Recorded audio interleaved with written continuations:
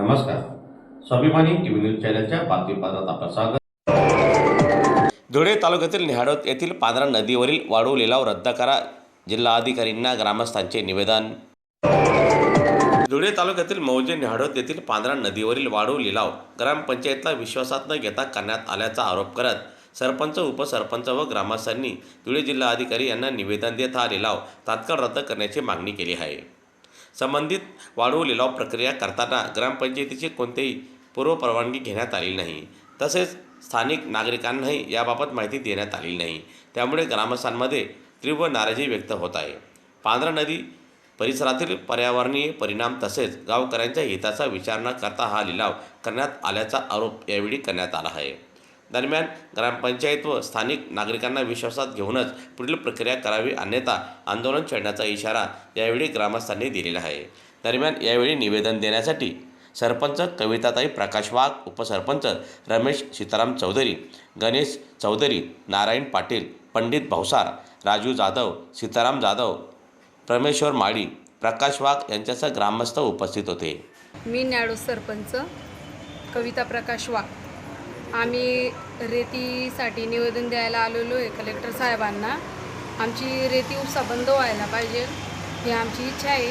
त्यांनी आम्हाला ग्रामपंचायतला न सांगता न घेता त्यांनी रेतीचा निलाव करून टाकलेला आहे आणि तो थांबायला पाहिजे ही आमची इच्छा आहे। आम्ही न्याडोद ग्रामस्थ, सरपंच, उपसरपंच व न्याडोद गावातील सामाजिक कार्यकर्ते सर्व आम्ही आज या ठिकाणी कलेक्टर साहेबांना निवेदन देण्यासाठी आलो होतो।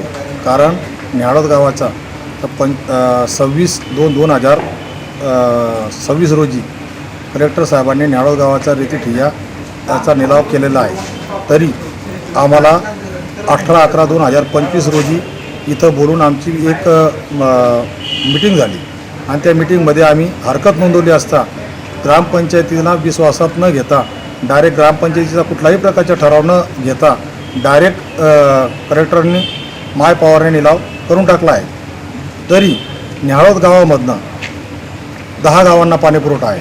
त्यामध्ये नगाव आहे, बिलाडी आहे, धमाना आहे, विश्वनाथ, सुपवड, मोवाडी, सातर्न, कुंडाणं, नावरा, नवलनगर आणि या सगळ्या गावांचा पाणीपुरवठा न्याडोदमधनं आहे।